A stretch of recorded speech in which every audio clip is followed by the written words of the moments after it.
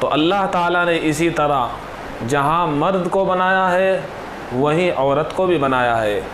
اللہ نے ایسا نہیں کیا ہے کہ صرف عورت کو بنایا ہو یا مرد کو بنایا ہو۔ اللہ نے ایسا نہیں کیا کہ حضرت آدم کو بنانے کے بعد صرف اور صرف یہ فیصلہ کہہ لیا ہو کہ مرد ہی مرد زمین پر بسنے والے ہیں، بلکہ اللہ تعالیٰ نے جہاں حضرت آدم کو مرد کی شکل میں پیدا فرمایا تو وہیں پر اللہ تعالیٰ نے حضرت حوا علیہ السلام کو عورت کی شکل میں پیدا فرمایا، اس لیے کہ زمین کا نظام ان دونوں سے چلنے والا تھا۔ صرف مرد سے زمین کا نظام چلنے والا نہیں تھا، صرف عورت سے زمین کا نظام چلنے والا نہیں تھا، اس لیے اللہ تعالیٰ نے دونوں کو بنایا اور دونوں کو پابند شریعت کا حکم دیا۔ یہ فرمایا کہ تمہیں شریعت کا پابند بن کر زندگی گزارنا ہے۔ نماز بھی وہی ہے، کلمہ بھی وہی ہے، ایمان بھی وہی ہے، کتاب بھی وہی ہے، اور رسول پاک صلی اللہ علیہ وسلم پر ایمان بھی وہی ہے۔ اللہ تعالیٰ نے ایمان کا حکم دیا ہے، تو ایمان کا مطلب کیا ہے؟ اللہ پر ایمان لانا، جس کو بیان کیا گیا ہے آمنت باللہ وملائکتہ وکتبہ ورسلہ والیوم الآخر والقدر خیرہ وشرہ من اللہ تعالی والبعث بعد الموت۔ تو یہ ایمانیات جس طرح مطالبہ ان ایمانیات کا مردوں سے ہے، اسی طرح عورتوں سے بھی ہے۔ مرنے کے بعد قبر میں سوال کیا جائے گا، وہ سوال جو مرد سے ہونے والے ہیں وہی سوال عورتوں سے بھی ہونے والے ہیں۔ کچھ ضمنی باتیں ہوگی، مثلا مرد گھر کا ذمہ دار ہوا کرتا ہے، اس سے اس کی ذمہ داری کے بارے میں سوال کیا جائے گا۔ عورت بھی گھر کی ذمہ دار ہوتی ہے، اس سے بھی اس کے بچوں کے بارے میں سوال کیا جائے گا، اس کے ایمان کے بارے میں سوال کیا جائے گا، 5 چیزوں کے بارے میں سوال کیا جائے گا۔ زندگی کہاں گزاری ہے، وقت کہاں خرچ کیا ہے، مال کو کہاں خرچ کیا ہے، کہاں سے کمایا ہے، کہاں خرچ کیا ہے، ہم نے تندرستی دی تھی اس کو کہاں لگا کر آئے ہیں۔ تو جو سوالات اللہ تعالیٰ مرد سے کہنے والا ہے وہی عورت سے کہنے والا ہے۔ تو اللہ تعالیٰ نے دنیا کا نظام اس طرح بنایا ہے، یہاں پر جوڑا بنایا ہے اللہ تعالیٰ نے مرد اور عورت کی شکل میں، اور دونوں سے مطالبہ کیا ہے کہ تمہیں ایمان پر ڈٹنا ہے، ایمان پر جینا ہے، ایمان پر ہی مرنا ہے۔ تمہارا پہلا بول بھی ایمان ہونا چاہیے اور تمہارا آخری بول بھی ایمان ہونا چاہیے، اور تمہاری زندگی کا درمیانی حصہ وہ بھی ایمان پر ہونا چاہیے۔ چنانچہ کہا گیا ہے جب بچہ پیدا ہو جائے تو اس کو بتاؤ کہ ایمان کیا چیز ہے، اگرچہ وہ سمجھتا نہیں ہے، وہ ناسمجھ ہے، پھر بھی شریعت ہماری یہی کہہ رہی ہے اس کے کانوں میں اذان پڑھی جائے، داہنے کان میں اذان اور بائیں کان میں اقامت کہی جائے، تاکہ اس کے دل میں، اس کے دماغ میں توحید کا نشہ طاری ہو جائے، توحید کا رنگ اس بچے کے اوپر چڑھ جائے۔ تو زندگی کا پہلا بول بھی ایمان۔ بچہ جب بولنا شروع کرے تو شریعت حکم دیتی ہے سب سے پہلے اس کی زبان سے اللہ کا بول جاری ہونا چاہیے، سب سے پہلے اس کو لا الہ الا اللہ محمد الرسول اللہ سکھانا چاہیے۔ ہماری شریعت کا مطالبہ یہی ہے، زندگی کا پہلا بول بھی ایمان، زندگی کا آخری بول بھی ایمان، اور فرما دیا گیا جس کا آخری بول لا الہ الا اللہ محمد الرسول اللہ ہوگا وہ جنت میں داخل کر دیا جائے گا۔ تو اتنی بڑی فضیلت بتلا دی گئی ایمان کی۔ ایمان اتنی بڑی فضیلت ہے، اتنی بڑی فضیلت ہے کہ ایمان کی خاطر ایمان والی عورتوں نے، ایمان والے مردوں نے ایمان کی خاطر سب کچھ قربان کرنا برداشت کیا، جان تو دے دی لیکن ایمان نہیں دیا۔ یہ سب کچھ ہمیں ملتا ہے صحابہ کی زندگی سے، صحابیات کی زندگی سے، اور رسولوں کی زندگی سے، ان کی بیویوں کی زندگی سے۔ مردوں کے مقابلے میں عورتوں کا دل ذرا نرم ہوتا ہے، ذرا کمزور ہوتا ہے۔ ہم سیرت کو دیکھتے ہیں اٹھا کر آپ صلی اللہ علیہ وسلم کی، تو آپ علیہ السلام کے چچا بھی ہیں، کہیں آپ کے چچا حمزہ ہیں، کہیں آپ کے چچا ابو لہب ہے، تو وہیں آپ کے چچا ابو طالب بھی ہے، حضرت عباس بھی ہے۔ ہم دیکھتے ہیں ابو لہب کو، جو آپ صلی اللہ علیہ وسلم کے چچا تھے، لیکن انہوں نے آپ علیہ السلام کا کلمہ نہیں پڑھا، ان کا پہلا بول بھی کفر تھا اور آخری بول بھی کفر تھا، جس کی وجہ سے اللہ تعالیٰ نے ان کو دنیا میں بھی رسوا کیا ہے اور آخرت میں بھی رسوا کیا ہے۔ اور ابو لہب کی مذمت اور برائی میں اللہ تعالیٰ نے تبت یدا ابی لہب وتب نازل فرمائی۔ چنانچہ یہ ابو لہب آپ صلی اللہ علیہ وسلم کے چچا ہیں لیکن ایمان نہیں لائے۔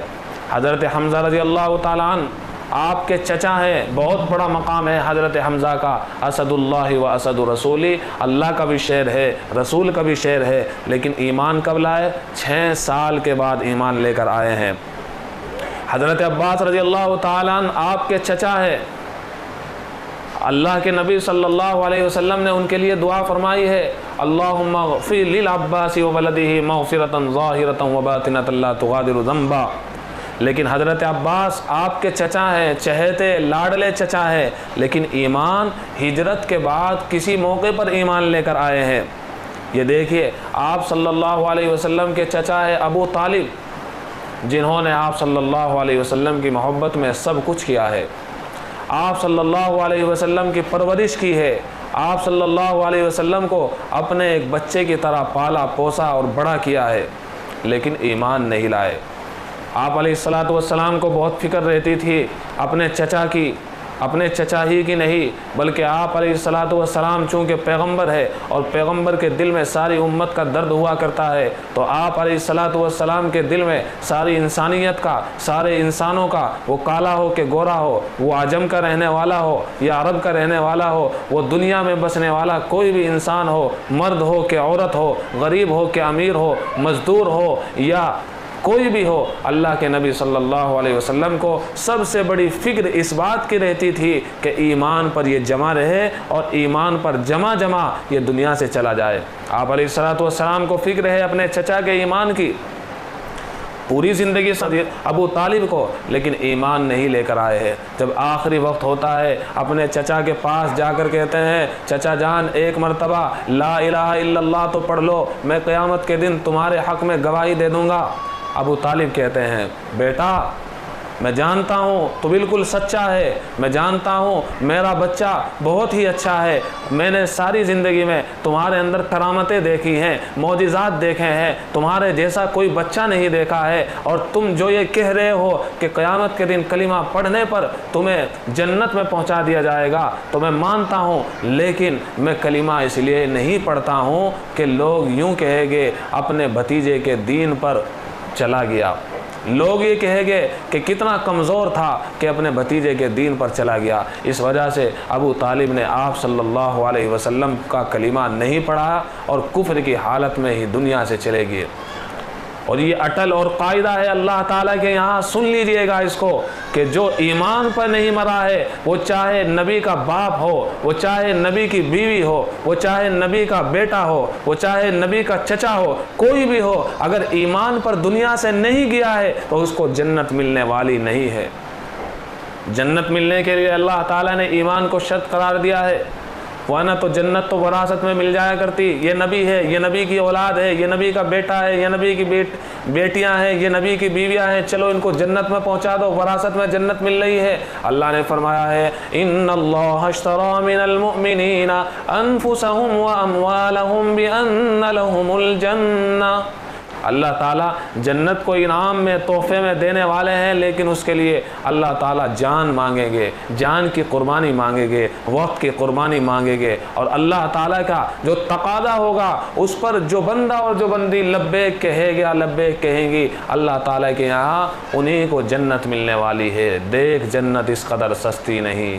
تو بہرحال آپ علیہ الصلوۃ والسلام کے چچاؤں کو دیکھیے، کوئی ایمان لے کر آیا، کوئی ایمان لے کر نہیں آیا۔ تو میں کہہ رہا تھا عورتوں کا دل بہت کمزور ہوتا ہے، اور عورتوں کے دلوں پر اگر محنت کی جائے تو عورتوں کے دل بہت جلدی سنور جایا کرتے ہیں، سدھر جایا کرتے ہیں، اور بہت جلدی انقلاب عورتوں کے ذریعے پیدا ہو جایا کرتا ہے۔ یہی وہ عورتیں ہیں جب یہ سدھار پر آ جایا کرتی ہے، ان کے دل سدھر جاتے ہیں، ان کے دل میں اللہ کی نشہ، اللہ کی محبت کا نشہ سوار ہو جاتا ہے، ان کے دل میں اللہ کی محبت محبت سوار ہو جاتی ہے، ان کے دل میں اللہ کا ذکر ہوتا ہے، ان کا دل اللہ کے ذکر سے منور ہو جاتا ہے، معطر ہو جاتا ہے، روشن ہو جاتا ہے، لبریز ہو جاتا ہے، ان کے دل میں اللہ کا ذکر ہوتا ہے، اللہ کی یاد ہوتی ہے، تو پھر یہ دنیا کی کائنات اور دنیا کی کایا پلٹ کر رکھ دیتی ہیں۔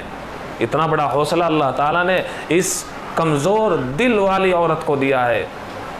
جی ہاں، یہ بات میں اپنی طرف سے نہیں کہہ رہا ہوں، دیکھیے سیرت پاک کو اٹھا کر آپ علیہ السلام کے چچاؤ کو دیکھیے، کوئی ایمان لے کر آتا ہے، حضرت حمزہ ایمان لے کر آئے ہیں، حضرت عباس ایمان لے کر آئے ہیں، لیکن اگر دیکھتے ہیں ابو لہب آپ کا چچا ہے، ایمان نہیں لے کر آیا ہے، ابو طالب آپ صلی اللہ علیہ وسلم کے کتنے قریب ہیں، ایمان نہیں لے کر آئے ہیں۔ ادھر دیکھتے ہیں آپ علیہ السلام کی پھوپھیوں کو، یعنی آپ کے چچاؤں کی بہنوں کو اگر دیکھتے ہیں تو ساری کی ساری ایمان لے کر آئی ہیں۔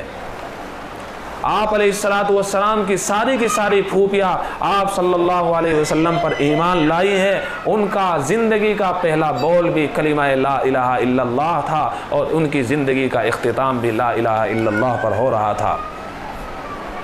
آپ دیکھتے چلے جائیے اور تاریخ کو اٹھاتے چلے جائیے کہ کسی نبی پر اس کی بیوی ایمان لے کر آئی اور کسی نبی پر اس کی بیوی بھی ایمان لے کر نہیں آئی۔ یہ کون ہے؟ حضرت لوط علیہ السلام ہے، جن کا اللہ تعالیٰ نے جن کے حالات کو، جن کی زندگی کو قرآن پاک سے بھر کر رکھ دیا ہے، ان کی قوم کو بھی بتایا ہے، ان کی بیوی کا تذکرہ قرآن پاک میں بھرا ہوا ہے، لیکن یہ حضرت لوط کی بیوی ہو کر بھی حضرت لوط پر ایمان لے کر نہیں آئی۔ ادھر دیکھیے حضرت نوح علیہ السلام کو، کتنے جلیل القدر پیغمبر ہے، کتنا بڑا مقام حضرت نوح علیہ السلام کا ہے، جن کو آدم ثانی کہا گیا ہے، دوسرا آدم کہا گیا ہے۔ حضرت نوح علیہ السلام کو 950 سال تک جنہوں نے اللہ کا پیغام لوگوں تک پہنچایا ہے، اتنی لمبی عمر اللہ تعالیٰ نے ان کو دی ہے، اور اتنے لمبے وقت تک کے لیے وہ لوگوں کو اللہ کا پیغام پہنچاتے رہے۔ کتنی تکلیفیں انہوں نے برداشت کی ہوگی اور کتنا اپنی بیوی کو سمجھایا ہوگا، لیکن بیوی ایمان لے کر نہیں آئی۔ ادھر دیکھتے ہیں اپنے پیارے نبی صلی اللہ علیہ وسلم کو، آپ علیہ السلام کی تمام بیویاں آپ پر ایمان لے کر آئی ہیں۔ ان کی زندگی کا پہلا بول بھی لا الہ الا اللہ محمد رسول اللہ تھا، اور ان کی زندگی کا آخری بول بھی کلمہ لا الہ الا اللہ محمد رسول اللہ تھا۔ میں نے ابھی کہا تھا کہ عورت کی زندگی جب پلٹتی ہے، سدھرتی ہے، سنورتی ہے، تو گھر تو سنور ہی جاتا ہے، گھر تو سدھر ہی جاتا ہے۔ اس گھر کے انوارات سے پورا محلہ بلکہ پوری دنیا جگمگا اٹھتی ہے۔ یہ کون ہے؟ حضرت سمیہ رضی اللہ تعالی عنہا ہے، دین کی محبت، ایمان کی محبت میں سب سے پہلے شہید ہوئی ہے۔ اللہ اکبر! عورت کو اللہ تعالیٰ نے اتنا بڑا مقام دیا ہے کہ سب سے پہلے دین کی محبت میں اگر قربانی کسی نے دی ہے تو وہ عورت نے دی ہے۔ حضرت سمیہ نے اپنی جان کو قربان کروا دیا، لیکن ایمان نہیں دیا ہے، اور کہہ دیا جان تو دے سکتی ہوں، مر تو سکتی ہوں، لیکن ایمان نہیں دے سکتی ہوں۔ ان کے سامنے موت ان کو دکھائی دے رہی تھی، ان کو ابو جہل کے برچھے دکھائی دے رہے تھے، ان کو دکھائی دے رہا تھا یہ کفار مجھے مارنے والے ہیں، میں بڑھیا عورت ہوں، برداشت نہیں کر سکوں گی، ہڈیاں ٹوٹ جائے گی، ریزہ ریزہ ہو جائے گی، ایک ڈنڈا بھی برداشت نہیں ہو سکے گا، لیکن بدن سے ہی تو کمزور تھی، ایمان سے کمزور نہیں تھی۔ بدن کے اعتبار سے حضرت سمیہ ضرور کمزور ہو سکتی ہے، عمر کے اعتبار سے کمزور ہو سکتی ہے۔ اے دنیا والوں، میں تمہیں بتا رہی ہوں، میں نے محمد رسول اللہ صلی اللہ علیہ وسلم کا کلمہ پڑھا تھا، لا الہ الا اللہ محمد رسول اللہ۔ تم کون ہوتے ہو؟ میرے دل سے، میرے دماغ سے، بلکہ میری رگ رگ میں یہ کلمہ لا الہ الا اللہ سما گیا ہے۔ تم اپنا کام کرو، میں اپنا کام کرتی ہوں۔ انہوں نے اپنا کام کیا ہے، حضرت سمیہ کے برچھے مارے ہیں، حضرت سمیہ کو شہید کر دیا ہے، اور حضرت سمیہ نے بھی اپنا کام کر دکھایا کہ اللہ کی محبت میں، اللہ کے دین کی محبت میں قربان تو ہو گئی، لیکن ایمان کو مٹنے نہیں دیا۔ تو سب سے پہلی شہادت پائی ہے حضرت سمیہ رضی اللہ تعالی عنہا نے۔ اللہ تعالیٰ کروڑوں رحمتیں برسائے اس عورت کے مزار، اس عورت کی قبر پر۔ یہ کون ہے؟ حضرت عمر رضی اللہ تعالیٰ عنہ کی بہن، حضرت عمر رضی اللہ تعالیٰ عنہ کی بہن فاطمہ ایمان لے کر آ گئی۔ ہمارے جیسے گھر کے ماحول نہیں۔ پہلے زمانے میں پتہ چل جایا کرتا تھا کہ مسلمانوں کی بستیاں ہے، صبح صبح بھنگی جھاڑو لگانے کے لیے جب آیا کرتا تھا، گھروں سے بھن بھناٹ کی آوازیں آیا کرتی تھی، یہ بچے قرآن پاک پڑھ رہے ہیں، یہ تہجد کی نماز پڑھی جا رہی ہے، یہ آہ و بکا کی آوازیں آ رہی ہے، یہ رونے دھونے کی آوازیں آ رہی ہے، یہ اللہ اللہ کی آوازیں گھروں سے آ رہی ہے۔ پتہ چل جایا کرتا تھا یہ مسلمانوں کی بستی ہے، یہاں سے گونج آ رہی ہے اللہ اللہ کی، یہاں سے گونج آ رہی ہے اللہ تعالیٰ کے کلام قرآن مقدس کی۔ آج پتہ چلتا ہی نہیں ہے، ہمارے گھروں کے ماحول کچھ اس طرح کے ہو گئے ہیں۔ تو بہرحال حضرت فاطمہ حضرت عمر کی بہن ہے، ایمان لے کر آ گئی ہے اور گھر میں تعلیم کا سلسلہ شروع کر دیا ہے۔ ایک صحابی رسول ان کو تعلیم دینے کے لیے ان کے گھر جاتے ہیں، ان کو قرآن سکھانے کے لیے ان کا ٹیوشن لگا ہوا ہے اور ان کو پڑھانے کے لیے گئے ہوئے ہیں۔ بہنوئی بھی وہیں پر ہیں، حضرت عمر کے بہن بھی وہیں پر موجود ہے۔ حضرت عمر کو پتہ چل جاتا ہے کہ بہن بھی ایمان لے کر آئی، بہنوئی بھی ایمان لے کر آئے، اپنا رستہ بدل دیتے ہیں۔ کہیں تو یہ رستہ تھا کہ محمد رسول اللہ صلی اللہ علیہ وسلم کو نعوذ باللہ قتل کرنے کے لیے چلے تھے، جب پتہ چلتا ہے کہ بہن ہی ایمان لے کر آئی تو اب رستہ بدل دیا، اور حضرت عمر نے یہ کہا میں سب سے پہلے ان کو دیکھتا ہوں جو میرے خود کے ہیں، میرے خود کے ہی بے وفا نکلے۔ حضرت عمر رضی اللہ تعالیٰ عنہ بہن کے دروازے پر پہنچ جاتے ہیں، اندر سے بھن بھناٹ کی آواز آ رہی ہے، پتہ چل رہا ہے کہ یہ کسی ہندو کا کسی کافر کا گھر نہیں ہے، یہ مسلمان کا گھر ہے، ایمان والے کا گھر ہے۔ دروازہ کھٹکھٹاتے ہیں، جلدی سے قرآن پاک کی تختی کو چھپو دیا جاتا ہے، اس کو چھپا دیا جاتا ہے کہیں عمر کو پتہ نہ چل جائے۔ دروازہ کھول دیا جاتا ہے۔ عمر کہتے ہیں کیا پڑھ رہے تھے؟ بہن کہتی ہے اللہ کا کلام پڑھ رہے تھے۔ بہنوئی سے پوچھا جاتا ہے کیا پڑھ رہے تھے؟ اللہ کا کلام پڑھ رہے تھے، اللہ کے دین کی باتیں کر رہے تھے۔ بہنوئی کو خوب مارتے ہیں۔ بہن چھڑانے کے لیے آتی ہے اپنے شوہر کو، تو بہن کے اتنی زور سے تماچا مارتے ہیں۔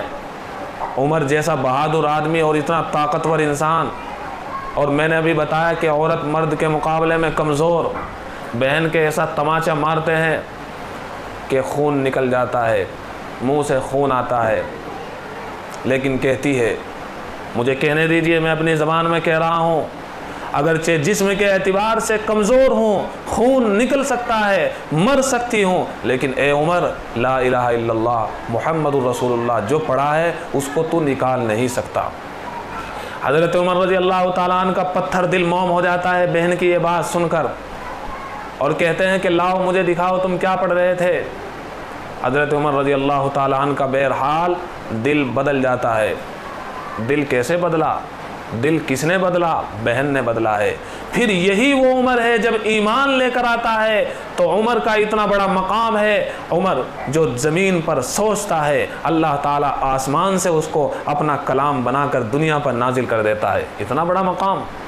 یہی وہ عمر ہے، اتنا بڑا مقام پایا ہے۔ کہیں تو یہ اتنے بدترین مقام میں پہنچنے والے تھے اور اتنے نچلے مقام میں تھے کہ محمد رسول اللہ صلی اللہ علیہ وسلم کو قتل کرنے کے لیے چلے تھے، لیکن بہن کی بات کا اثر دل پر اتنا ہوا ہے کہ ایمان لے کر آگئے اور اتنے بڑے مومن بنے ہیں۔ اللہ کے نبی نے فرمایا لو کان بعدی نبی لکان عمر، اگر میرے بعد کوئی نبی ہوتا تو عمر نبی بنایا جاتا، لیکن بات یہ ہے میرے بعد کوئی نبی پیدا ہونے والا نہیں، میں سب سے آخری نبی ہوں، اس لیے میرے بعد کوئی نبی نہیں ہوگا، اگر ہوتا تو کون ہوتا؟ عمر ہوتا۔ اتنا بڑا مقام۔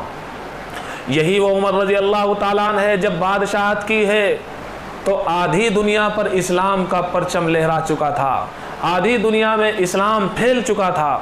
اب آپ خود ہی اندازہ لگائیے، حضرت سمیہ کے بعد اللہ کی محبت میں جو بھی اس دنیا سے چلا گیا تو سب سے پہلا ثواب تو حضرت سمیہ کو ملے گا۔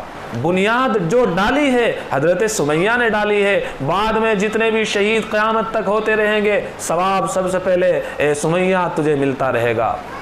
آدھی دنیا میں اسلام کو حضرت عمر رضی اللہ تعالیٰ عنہ نے پھیلایا ہے، تو جہاں حضرت عمر کو ثواب ملنے والا ہے تو سب سے پہلے تو ان کی بہن کو ملنے والا ہے، اس لیے کہ حضرت عمر کے اسلام کا جو ذریعہ بنی ہے وہ عورت بنی ہے، وہ ان کی بہن بنی ہے۔ میں نے ابھی کہا تھا کہ عورت جب چاہتی ہے تو دنیا کا رنگ بدل دیتی ہے، مکان کا رنگ بدل دیتی ہے، دیواروں کا نہیں، دین کا ماحول میں وہ گھر رنگ جایا کرتا ہے۔ یہ دیکھیے یہ کون ہے؟ حضرت اکرمہ رضی اللہ تعالیٰ عنہ، ابو جہل کا بیٹا ہے۔ ابو جہل نے آپ علیہ السلام کو کتنا ستایا ہے، بہت ستایا ہے، مسلمانوں کو بہت ستایا ہے۔ اکرمہ بھاگ گیا۔ مسلمانوں کا جب زور ہوا ہے، غلبہ ہوا ہے، نصرت اور فتح ہوئی ہے مسلمانوں کو، تو اکرمہ چلے گئے مکہ اور مدینہ کو چھوڑ کر کہ مسلمان مجھے مار دیں گے، مسلمانوں کے ہاتھ اگر میں آ گیا، میں ایک کافر کا بیٹا ہوں، اور کافر بھی وہ جس نے سب سے زیادہ تکلیف پہنچائی ہے مسلمانوں کو، اہل اسلام کو، محمد رسول اللہ کو، اس لیے مجھے بخشا نہیں جائے گا۔ لہذا آسان طریقہ یہی ہے کہ مکہ اور مدینہ کو چھوڑ کر حبشہ کی طرف روانہ ہو جائے۔ ان کی بیوی مسلمان آپ صلی اللہ علیہ وسلم کی خدمت میں پہنچ جاتی ہے اور فرماتی ہے آپ رحمت للعالمین ہیں، دنیا والوں پر بہت رحمت کی برسات کرتے ہیں، آپ کا دل بہت نرم ہے، آپ تو اپنوں کو بھی دعا دیتے ہیں، غیروں کو بھی دعا دیتے ہو، لہذا میں آپ سے ایک درخواست کرنے کے لیے آئی ہوں، میرے شوہر کو امان دے دیجئے، بس آپ پناہ دے دیں گے، پھر کوئی ان کو راستے میں ٹچ کرنے والا نہیں ہے۔ آپ علیہ السلام نے ان کی بیوی کے کہنے پر حضرت اکرمہ کو، کون؟ جو آپ صلی اللہ علیہ وسلم کے دشمن کا بیٹا ہے، لیکن آپ علیہ السلام یہ ہماری طرح نہیں، ذرا سی بات پر بولنا بند، ذرا سی بات پر لڑنا جھگڑنا شروع، ہماری طرح نہیں۔ یہ وہ نبی پاک صلی اللہ علیہ وسلم ہیں جنہوں نے محبتوں کو بانٹا ہے، جہاں پر محبتوں کی خیرات ہم سب کو ملی ہے، اور یہ فرما دیا ہے سلمن قطعک واعف عمن ظلمک، جو تم سے رشتہ توڑے تم اس سے رشتہ جوڑو، واعف عمن ظلمک، جو تم پر ظلم کرے تم اس کو معاف کر دو۔ تو آپ علیہ السلام بھلا ایک عورت ذات ہے، آپ کی خدمت میں آ رہی ہے، سفارش کر رہی ہے، درخواست کر رہی ہے، اور وہ بھی کسی اور کے لیے نہیں، اپنے شوہر کے لیے درخواست کر رہی ہے۔ اب وہ کوئی بھی ہو، جب درخواست کی جا رہی ہے آپ علیہ السلام سے پناہ کی، آپ نے پناہ دے دی اور یہ کہا کہ ہماری طرف سے اس کو امان ہے، اس کو کوئی ٹچ نہیں کر سکتا ہے، آپ اس کو بلا کر لے آئے۔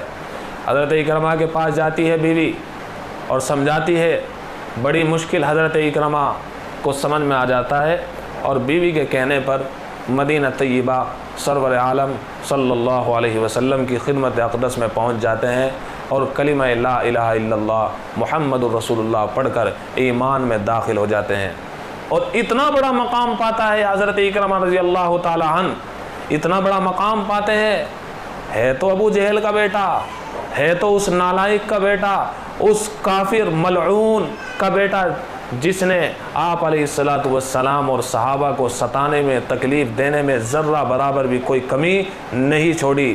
لیکن اکرمہ کو دیکھیے، جب آپ علیہ السلام کا کلمہ پڑھتا ہے پھر مقام کیا ہوتا ہے۔ یہی وہ اکرمہ ہے، یہی وہ اکرمہ ہے جب قرآن پڑھا کرتے تھے تو رویا کرتے تھے، اور بلا ساختہ حضرت اکرمہ کی زبان پر یہ الفاظ آ جایا کرتے تھے، ھذا کلام ربی، ھذا کلام ربی، یہ میرے رب کا کلام ہے، یہ میرے رب کا کلام۔ کہاں میں، کہاں اس کا کلام؟ رویا کرتے تھے اور اس کا کلام پڑھا کرتے تھے۔ آج ہمیں رونا نہیں آتا۔ یہ آنکھیں خشک ہے یا رب انہیں رونا نہیں آتا، یہ آنکھیں خشک ہے یا رب انہیں رونا نہیں آتا، یہ آنکھیں خشک ہے یا رب انہیں رونا نہیں آتا، سلگتے داغ ہے دل میں جنہیں دھونا نہیں آتا، الہی تیری چوکھٹ پر بھکاری بن کے آیا ہوں۔ ہمارے دل اتنے گناہوں سے بھرپور ہو گئے، رونا چاہتے ہیں، رونا آتا ہی نہیں۔ بہت دن گزر جاتے ہیں اللہ کے سامنے، نہ جانے کب ہم نے آنسو بہائے ہوگے۔ اور یہ وہ ہیں اللہ کا کلام جو پڑھا ایٹومیٹک ان کی آنکھیں اشک بار ہو گئی اور ان کی آنکھوں سے موتی برس پڑے۔ ایک ہم ہے ہمارے دل سخت ہو گئے، تو دلوں کی سختی کو بدلنے کا فارمولہ اور نسخہ یہی ہے کہ دامن مصطفیٰ میں ہمیں آ جانا چاہیے اور ذکر کرتے رہنا چاہیے۔ تو بہرحال میں بتا رہا تھا کہ عورتوں کے ذریعے اتنا دین پہنچا ہے۔ یہ دیکھیے آپ صلی اللہ علیہ وسلم کے گھر کے ماحول کو ہی دیکھ لیجئے، کہیں عائشہ ہے، کہیں حضرت خدیجہ ہے، کہیں حضرت سودا ہے، حضرت حفصہ ہے، آپ علیہ السلام کی تمام بیویاں ہیں۔ ہمارے گھر میں کیا ہوتا ہے؟ ہمارے گھر میں کیا کچھ نہیں ہوتا ہے؟ لہو و لعب، کھیل کود، گپ شپ ایک ان کا گھر بھی تھا۔ کھانے اور پینے کی کوئی فکر ان کو ہوا نہیں کرتی تھی۔ آپ کی بیویوں کو بھی وہی فکر تھی جو آپ علیہ السلام کو فکر تھی۔ حضرت عائشہ کو دیکھ لیجئے مثال کے طور پر، حضرت عائشہ رضی اللہ تعالیٰ عنہ کے ذریعے کتنا دین گھر سے پہنچا ہے، باہر جانے کی ضرورت نہیں پڑی۔ عورت کو حکم دیا گیا پردے کے ساتھ گھر میں رہے، اپنے گھر کو سدھارنے کی، سنوارنے کی، اپنے بچوں کو اسلامی روش پر لانے کی کوشش کرے۔ ماحول ایک ایسی چیز ہے جو بنانے سے بنتا ہے، اور نہ بنایا جائے تو ماحول بگڑ جایا کرتا ہے۔ ماحول بنانے کے لیے یہ نہیں دیکھا جاتا ہے کہ ہمارا بچہ ہے ناسمجھ ہے، اس سے بولنا نہیں آتا ہے، یہ تو روتا ہی روتا ہے۔ آپ کو ماحول گھر کا بنانا ہے تو سب کو سامنے رکھنا ہوگا۔ یہ قرآن پاک کا حلقہ لگایا جا رہا ہے، قرآن پاک کو پڑھا جا رہا ہے۔ بچہ جب قرآن کو دیکھے گا، آپ ہلو گی، بچہ بھی ہلے گا۔ بچہ جب آپ کی نماز پڑھنے کی اداؤں کو دیکھے گا، اس سے سجدہ کیا جائے گا نہیں، پھر بھی وہ سجدہ کرے گا۔ کیوں؟ وہ اپنی ماں کو دیکھ رہا ہے سجدہ کرتے ہوئے، بلا ساختہ زمین پر اوندھا پڑ جاتا ہے، سجدہ کرنے کی کوشش کرتا ہے۔ ماں پڑھ رہی ہے قرآن پاک، وہ بھی اپنی توتلی زبان میں ہوں کہنے لگ جاتا ہے، تو بچہ تو جو آپ کرے گی وہی کرے گا۔ تو ماحول ایسے ہی بنتا ہے۔ اور یہ بچہ ہی نہیں، بڑا بھی جب دیکھے گا ہمارے گھر میں ہمارا ابا بھی نماز پڑھتا ہے، ہماری امی بھی نماز پڑھتی ہے، ہمارے بھائی بھی نماز پڑھتے ہیں، تو وہ ان کو دیکھ کر ایک نہ ایک دن اس کے دل میں بات آئے گی، تو کتنا نکما اور خراب ہے، تیرے گھر کا ماحول اتنا اچھا ہے اور تو اب تک نمازی بھی نہیں بنا ہے۔ تو ہمیں اپنے گھر کے ماحول کو بنانے کی ضرورت ہے۔ اسی کے لیے میں بتا رہا ہوں، آپ علیہ السلام کے گھر کو دیکھ لیجئے۔ حضرت عائشہ رضی اللہ تعالیٰ عنہ دین کا کتنا علم، کتنا گہرا علم، کتنی حدیثیں حضرت عائشہ رضی اللہ تعالیٰ عنہ کو یاد تھی۔ صحابہ فرماتے ہیں جب کوئی مسئلہ ہمارے ذہن میں نہیں آیا کرتا تھا تو ہم یہ کہا کرتے تھے امی جان کے پاس جائیں گے اور پردے میں جا کر ان سے سوال کریں گے۔ آپ علیہ السلام کی تمام بیویاں تمام مسلمانوں کی امی اور مائیں ہیں، چنانچہ جاتے تھے اور کہنے کے تو عورت ہے لیکن دین چونکہ اتنی محنت سے حاصل کر رکھا ہے، چٹکیوں میں حضرت عائشہ رضی اللہ تعالیٰ عنہ اس مسئلے کو حل کر دیا کرتی تھی۔ یہی وہ حضرت عائشہ رضی اللہ تعالیٰ عنہ ہے، اپنے بھتیجوں کو پڑھایا، اپنے بھانجوں کو پڑھایا اور اتنا زبردست عالم بنایا ہے، حدیثوں کا امام بنا دیا ہے، مسائل کا امام بنا دیا ہے۔ کہنے کو تو عورت ہے، یہ کون ہے؟ آپ علیہ السلام کی بیوی حضرت خدیجہ الکبریٰ ہے۔ آپ علیہ السلام دین کی خاطر مشقتیں برداشت کر رہے ہیں، محنتیں برداشت کر رہے ہیں، دلاسا دیتی ہے۔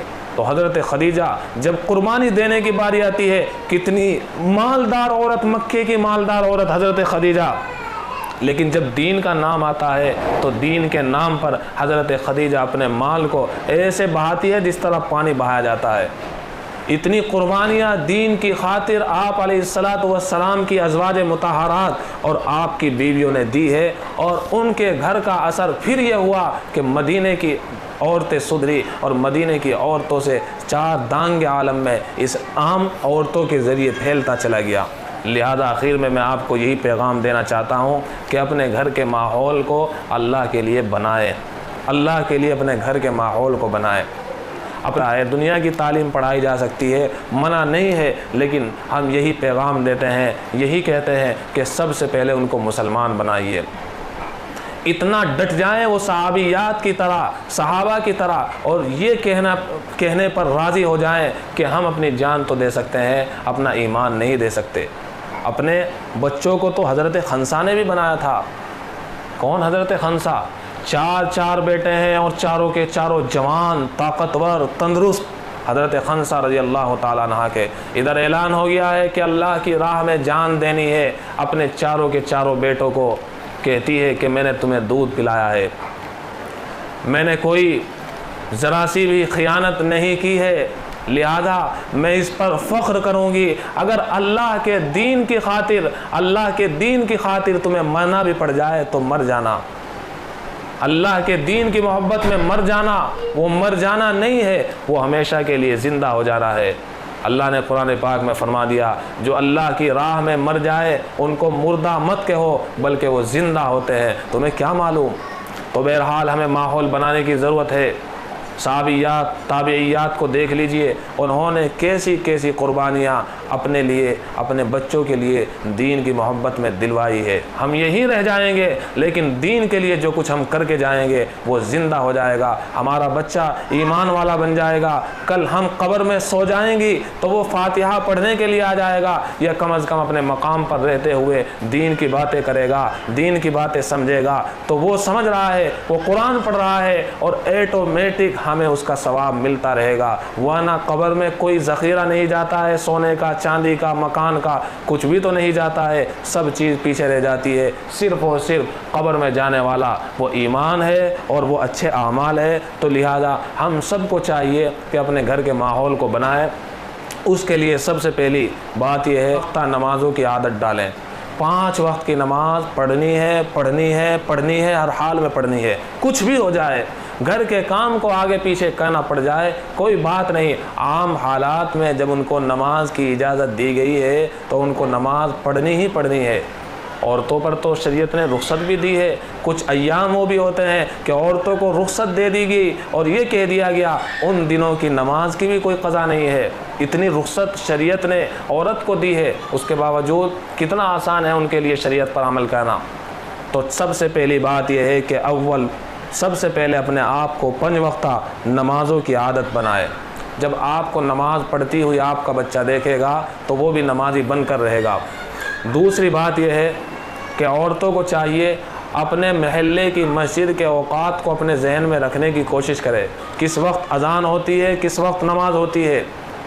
مغرب کی اذان کے فوراً بعد نماز ہوتی ہے اور عشاء کی اذان کے تقریباً آدھے گھنٹے کے بعد، اور کچھ مساجد میں 15 منٹ کے بعد، اور ایسے ہی ظہر میں آدھے گھنٹے کے بعد اذان کے یا 15 منٹ کے بعد نماز ہوتی ہے۔ تو اپنے آپ کو پابند بنائے کہ آپ کو معلوم ہونا چاہیے کہ آپ کی مسجد میں، جو محلے کی مسجد ہے، اپنے بچوں کے ذریعے پوچھوا لیا جائے کہ نماز کون سے وقت ہوتی ہے، اذان کے کتنے وقت کے بعد ہوتی ہے۔ اس کا فائدہ کیا ہوگا؟ اس کا فائدہ یہ ہوگا کہ آپ کا شوہر آیا ہوا ہے، تھکا ہوا ہے، آپ اس کو آمادہ کیجئے، تیار کیجئے، محبت بھری باتیں کیجئے، دین کی خاطر محبت بھری باتیں کیجئے، اس کو سمجھائیے کہ میں اتنا کھانا بناتی ہوں، آپ کو چاہیے کہ اتنی دیر میں نماز ہونے والی ہے، ابھی اذان ہوئی ہے، 15 منٹ کے بعد یا آدھے گھنٹے کے بعد نماز ہونے والی ہے، آپ جماعت کے ساتھ امام صاحب کے پیچھے اتنے نماز پڑھ کر آ جائیں، اتنا آپ کے لیے کھانا تیار ہو جائے گا۔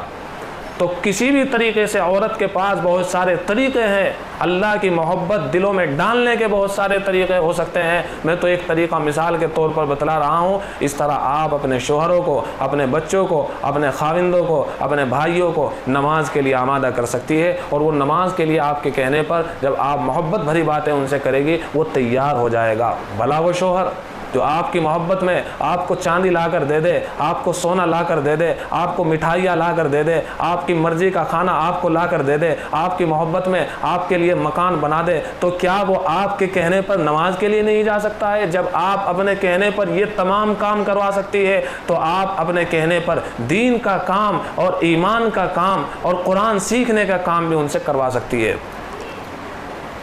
اللہ تعالیٰ مجھے اور آپ کو عمل کرنے کی توفیق عطا فرمائے۔ خالی اوقات میں آپ کو اپنے آپ کو پابند بنانا ہے کہ کم از کم 3 تسبیح صبح کو، 3 تسبیح شام کو، ایک تسبیح فاطمہ ہے، ایسے ہی تیسرے کلمے کی تسبیح ہے، اور ایسے ہی استغفار کی تسبیح ہے، ایسے ہی درود شریف کی تسبیح ہے۔ تو خالی اوقات میں میاں صاحب کاروبار کی طرف چلے گئے اور مکان کا، ستھرائی کا، صفائی کا، دیگر کام بھی انجام دیے جا چکے۔ اب ایک تو یہ ہے کہ ہم اپنے موبائل کو لے کر اس کو دیکھ رہے، اس میں اناپ شناپ کی باتیں نہ دنیا میں کام آنے والی نہ آخرت میں کام آنے والی۔ اور ایک طریقہ یہ ہے، اگر آپ تھک گئی ہو تو تھوڑی دیر کے لیے لیٹ جائے، کوئی حرج نہیں۔ اس کے بعد آپ کو چاہیے جب آپ کا دماغ فریش ہو جائے تو آپ کو چاہیے کہ تسبیح ہاتھ میں لے کر بیٹھ جائیں۔ تسبیح ہاتھ میں لینے کا اثر یہ ہوگا کہ آپ کا بچہ دیکھے گا کہ اس پر کیا پڑھا جا رہا ہے، اس کا دل بھی تسبیح کی طرف مائل ہو جائے گا۔ تو آپ اپنے آپ کو پابند بنائیں کہ صبح و شام درود شریف کی، استغفار کی، کلمہ لا الہ الا اللہ کی مجھے تسبیح پڑھنی ہے۔ کسی وجہ سے قرآن نہیں آتا ہے تو یہ ماحول یہ کرانے کا ماحول ہے۔ یہاں پر کوئی گھر میں سمجھتا ہوں ایسا نہیں ہے جہاں پر کوئی قرآن پڑھا ہوا نہ ہو۔ آپ پڑھی ہوئی نہیں تو آپ اپنے بچے کو مکتب میں بھیج کر پڑھوا سکتی ہے، وہ کچھ دنوں میں اتنی صورتیں سیکھ کر آ جائے گا۔ پھر اس کے بعد آپ کو ذرا بھی شرمانا نہیں ہے، بیٹے کو بٹھائیے اور کہیے کہ میں تمہاری ماں ہوں، میرا مقام شریعت نے بہت اونچا رکھا ہے، آپ مکتب میں قرآن سیکھ کر آئے ہیں، میرے بیٹے آپ تو بہت اچھے ہو، مجھے بھی وہ صورتیں سکھلا دیجئے۔ ذرا بھی شرم کرنے کی ضرورت نہیں ہے، آپ کا بیٹا آپ کو قرآن پاک کی وہ صورتیں سکھائے گا۔ تو بہرحال دین کو سیکھنے کے لیے بہت ساری صورتیں ہو سکتی ہے، آسان صورتیں۔ کوئی ہم کافروں کے گھروں میں نہیں رہ رہے ہیں، کافروں کے محلے میں، یہاں چاروں طرف اسلام کے قلعے مساجد کی صورت میں، مدارس کی صورت میں، اور علماء کا ایک جمع غفیر موجود ہے۔ علماء ہمارے بچوں کو بھی تیار کر رہے ہیں، اور ایسے ہی ہمارے مردوں کو بھی مسائل بتاتے ہیں۔ اپنے مردوں کو کہا جائے آپ کو مسجد کی تعلیم میں بیٹھنا ہے، اور بیٹھنے کے بعد جو باتیں آپ وہاں سیکھ کر آئیں گے تھوڑی سی باتیں میں بھی آپ سے سیکھا کروں گی۔ اب فائدہ یہ ہوگا آپ کا شوہر، آپ کا بھائی، آپ کا بیٹا مسجد میں جائے گا، بہت غور سے ان باتوں کو سنے گا، اور اس کے بعد آپ کو بتائے گا کہ بیگم صاحبہ ساری باتیں تو یاد نہیں رہتی، البتہ ایک بات رات کی باتوں میں یہ بات یاد آئی ہے، یہ بات میں آپ کو بتا دیتا ہوں۔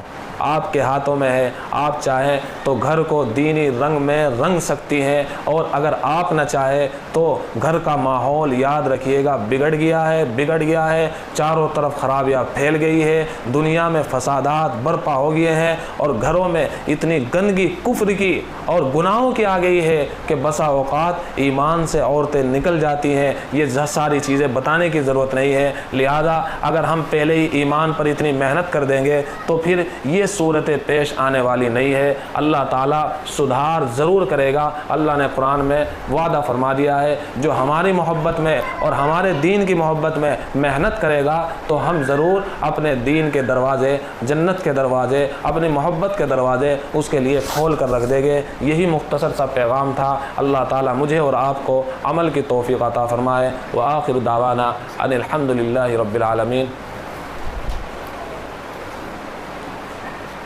یہاں دینی تعلیم ہوتی ہے، آپ جب باہر نکلا کریں تو پردے کے ساتھ جایا کریں، تاکہ دوسروں کو پتہ چلے کہ یہ دینی باتیں سن کر آئی ہیں، دوسری عورتیں آپ سے سبق لیا کریں۔ ایک تو دینی دعوت یہ ہوتی ہے کہ زبان سے کہی جائے، اور ایک دینی دعوت یہ ہوتی ہے زبان سے نہ کہی جائے بلکہ خود بن کر دکھایا جائے، نمازی بن کر دکھایا جائے۔ آپ کو نمازی بن کر دیکھتا ہوا آپ کا بچہ، آپ کا شوہر، آپ کا بھائی نمازی بن جائے گا۔ تو اسی طرح آپ دینی مجلس سے جا رہی ہیں تو آپ کو پردے کے ساتھ جانا چاہیے، تاکہ پتہ چل جائے کہ یہ دینی باتیں سن کر آئی ہیں۔ ایسے ہی جب دینی مجلس میں آیا کریں تو پردے کے ساتھ آیا کریں۔ ویسے بھی ہمیں حکم ہے شریعت کی طرف سے اس بات کا کہ آپ کو جب بھی گھر سے ضرورت کے وقت نکلنا ہو، اجازت ہے، نکل سکتی ہیں، لیکن پردے کے ساتھ اپنے گھر سے نکلنا چاہیے۔ کہیں ایسا نہ ہو کوئی گندی نگاہ سے اس ایمان والی عورت کو دیکھ لے۔ شریعت اس بات کو بھی برداشت نہیں کرتی ہے۔ شریعت باوقار ہے اور شریعت باحیا ہے، وہ چاہتی ہے کہ ایمان والی عورت کو کوئی گندی نگاہ سے نہ دیکھے۔ اللہ تعالی عمل کی توفیق عطا